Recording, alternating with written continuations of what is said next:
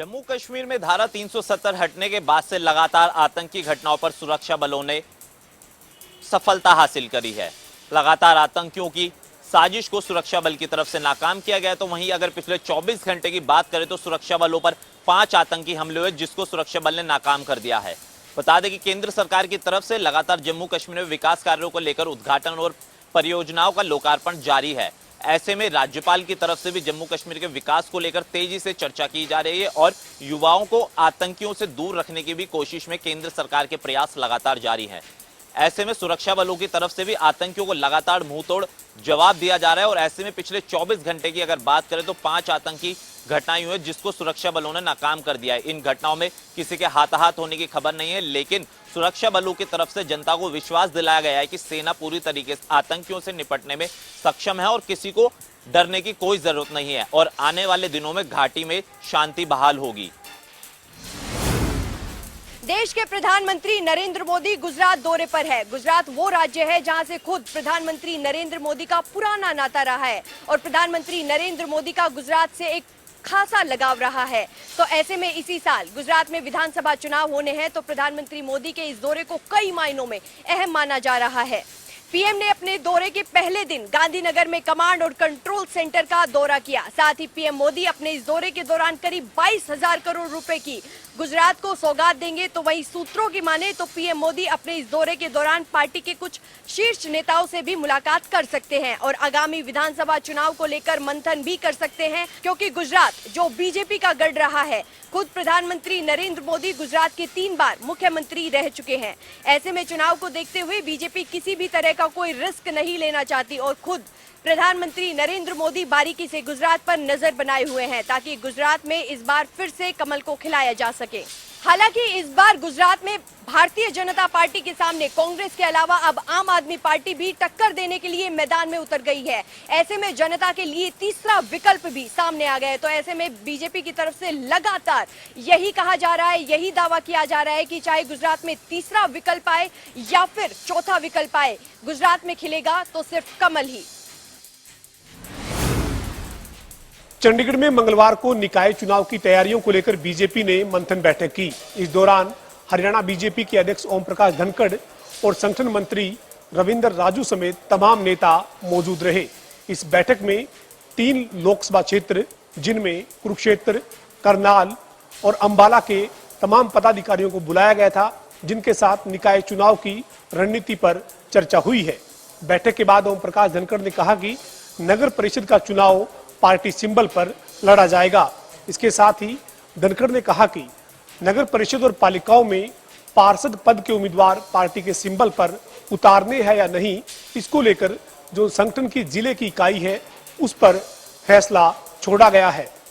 धनखड़ ने कहा कि गठबंधन के सहयोगी यानी जेजेपी के साथ अभी तक कोई भी बैठक निकाय चुनाव को लेकर नहीं हुई है, हालांकि फोन पर जरूर बातचीत हुई है।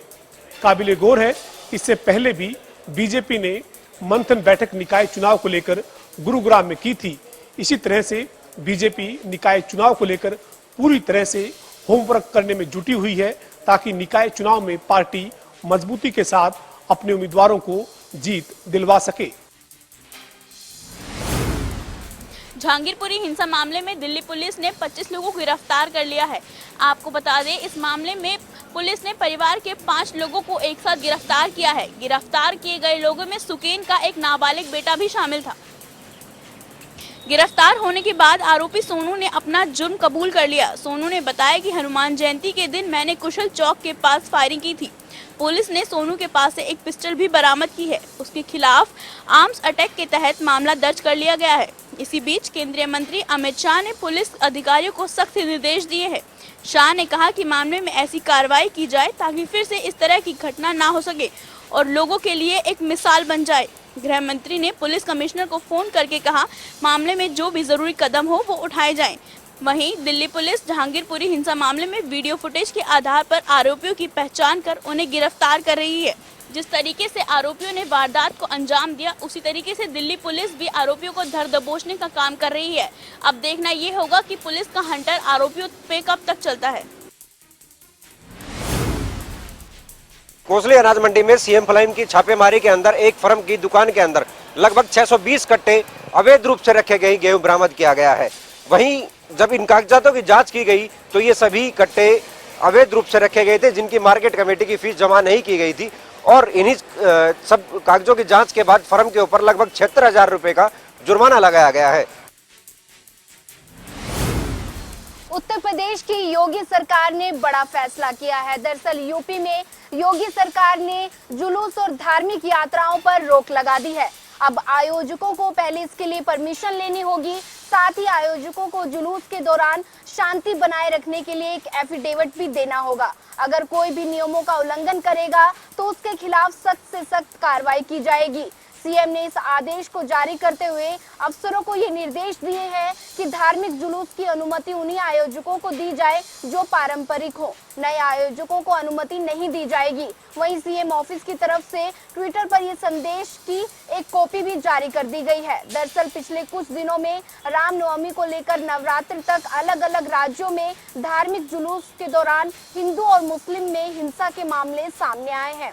हालांकि उत्तर प्रदेश में अभी तक ऐसी स्थिति नहीं बनी है, लेकिन राज्य सरकार ने एहतियात बरतने के लिए ये कदम उठाया है। महाराष्ट्र सरकार ने भी प्रदेश में शांति बनाए रखने के लिए सोमवार को एक बड़ा फैसला लिया था। इसके तहत अब धार्मिक स्थलों पर लाउडस्पीकर लगाने पर पहले राज्य सरकार से अनुमति लेना अनिवार्य है। जो बिना अनुमति के लाउडस्पीकर बजाएगा उस पर सख्त से सख्त कार्रवाई की जाएगी। रोहतक पीजीआई में एक सीनियर डॉक्टर कोविड पॉजिटिव मिलने से पीजीआई प्रशासन में हड़कंप मच गया।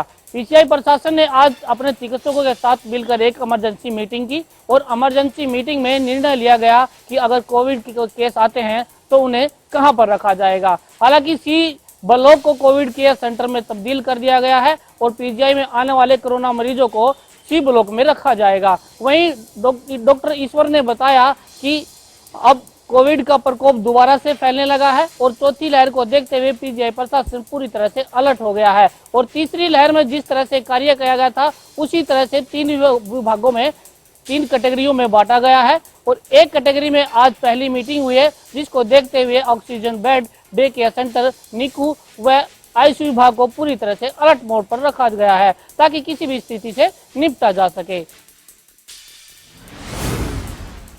हिमाचल प्रदेश में इन दिनों गर्मी ने अपने आप रिकॉर्ड तोड़ रही है। वहीं अगर बात धर्मशाला की जाए तो धर्मशाला में भी तापमान जो है इस वक्त 32-33 डिग्री के करीब पहुंच जा रहा है, जिस कारण दोपहर के समय जो लोग हैं वो भी कहीं ना कहीं अपने घर से निकलने का परहेज कर रहे हैं। वहीं अगर बात धौलाधार पर्वत श्रृंखला की जाए तो आप मेरे पीछे देख सकते हैं कि पहाड़ियों पर भी जो है फायर सीजन शुरू हो गया है और कहीं ना कहीं आगजनी की जो घटनाएं हैं वो भी हो रही हैं, जिस कारण जंगलों में आग लगने के कारण भी जो है तापमान में कहीं ना कहीं बढ़ोतरी हो रही है। वहीं अगर बात धौलाधार पर्वत श्रृंखला पे पड़ी हुई बर्फ की जाए तो इस गर्मी के कारण जो है अब धौलाधार पर्वत श्रृंखला पर जो बर्फ है वो भी केवल नाम मात्र की ही रह गई है, जिस कारण अब खड्डे नाले वगैरह जो है वो भी सूखने की कगार पे पहुंच चुके हैं। हालांकि अभी धर्मशाला में किसी भी तरह की पेयजल की किल्लत नहीं है, लेकिन आने वाले समय में जो है हो सकता है कि धर्मशाला वासियों को पेयजल किल्लत का भी सामना करना पड़े। रबी के मौसम की फसलें कटते ही क्षेत्र के किसानों के लिए खरीफ के मौसम की मुख्य नकदी फसल नरमा, बीटी, कॉटन, कपास की बिजाई जोर शोर से शुरू कर दी है, परंतु पिछले लगातार 3 साल से अधिक लागत, गुलाबी सुंडी व अन्य बीमारियों की वजह से किसानों के लिए यह फसल लगातार घाटे का सौदा बनती जा रही है। कृषि विभाग के वरिष्ठ अधिकारियों ने अब किसानों को नरमा कपास की बजाय देसी कपास बोने की सलाह दी है। क्षेत्र के किसानों का कहना है कि उनके पास नरमा कपास के अलावा और कोई अच्छा वैकल्पिक साधन नहीं है, अतः मजबूरी में उन्हें न चाहते हुए नरमा कपास बोनी पड़ रही है। देसी कपास में मजदूरी अधिक लगती है, इसलिए यह विकल्प नहीं लेना चाहते।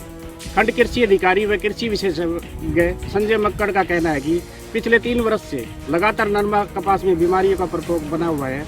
गुलाबी सुंडी व अन्य बीमारियों की वजह से यह कपास लगातार खराब हो रही है। सरकार ने देसी कपास बोने वाले किसानों को 3,000 रुपये प्रति एकड़ के हिसाब से प्रोत्साहन राशि देने का ऐलान किया है। साथ ही देसी कपास में बीमारियां भी कम आती है, अतः नरमा कपास की बजाय देसी कपास किसानों के लिए फायदेमंद रहेगी। किसानों को यह विकल्प जरूर अपनाना चाहिए ताकि नुकसान से बचा जा सके।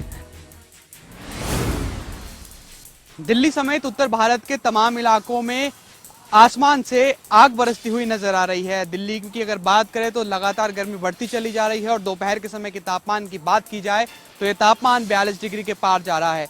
मौसम विज्ञान केंद्र की माने तो आने वाले दिनों में भी इस चिलचिलाती धूप से लोगों को राहत नहीं मिलेगी। हालांकि उत्तर भारत के कई इलाकों में बारिश की संभावना जताई गई है, लेकिन अगर बात दिल्ली की जाए तो दिल्ली में बारिश से कुछ राहत मिलती हुई नजर नहीं आएगी। इसके अलावा दिल्ली में जो लोग दोपहर के समय काम के लिए इधर उधर जा रहे हैं उन्हें खासी परेशानी का सामना करना पड़ रहा है। मौसम विज्ञान केंद्र के साथ साथ डॉक्टरों की ये सलाह है कि जब भी लोग धूप में बाहर निकले तो एहतियाती कदम जरूर उठाएं, जिसमें साथ में वाटर बॉटल रखना, जूस का सेवन करते रहना और साथ ही साथ धूप में कम से कम बाहर निकलने की हिदायत दी गई है। इसके अलावा दिल्ली में आने वाले दिनों में भी गर्मी इसी तरीके से बढ़ती रहेगी और मौसम विज्ञान केंद्र का कहना है कि इस बार तापमान सामान्य से कई ज्यादा अधिक देखने के लिए मिलेगा। हिमाचल प्रदेश में पिछले कुछ दिनों से लगातार जो है तापमान में बढ़ोतरी दर्ज की जा रही है। ऐसे में जिस तरह से मैदानी क्षेत्रों में भारी तापमान में वृद्धि दर्ज की गई है, उसके बाद जो है वहां के लोग पहाड़ों का रुख कर रहे हैं, यानी कि शिमला में भारी संख्या में पर्यटक पहुंच रहे हैं और कहीं ना कहीं उनको जो है गर्मी से राहत मिलती हुई नजर आ रही है। वहीं मौसम विज्ञान केंद्र शिमला के अनुसार आज यानी 19 अप्रैल से एक पश्चिमी विक्षोभ हिमाचल प्रदेश में सक्रिय होगा, जिसका असर जो है 22 अप्रैल तक हिमाचल प्रदेश में देखने को मिलेगा करेगा। उसका कहना है कि मेरा तेल अभी फिलहाल भारत में ही नहीं दूसरे देशों में भी उसकी डिमांड है। जो भारतीय नागरिक दूसरे देशों में विदेशों में रह रहे हैं वह भी उसका तेल मंगवा करके खा रहे हैं और काफ़ी लोगों का जिनको कुछ ना कुछ बीमारी थी इस शुद्ध तेल के खाने से वह ठीक हो रहे हैं। नाहरनौल सदर थाना के अंतर्गत पड़ने वाले गांव दुबलाना में मध्य प्रदेश के परिवार रह रहे हैं जो मजदूरी करने के लिए यहां आए हैं। उसी परिवार में से एक महिला ने अपने 3 बच्चों के साथ घर के आंगन में बने पानी के टैंक में कूदकर अपनी जीवन लीला समाप्त कर ली।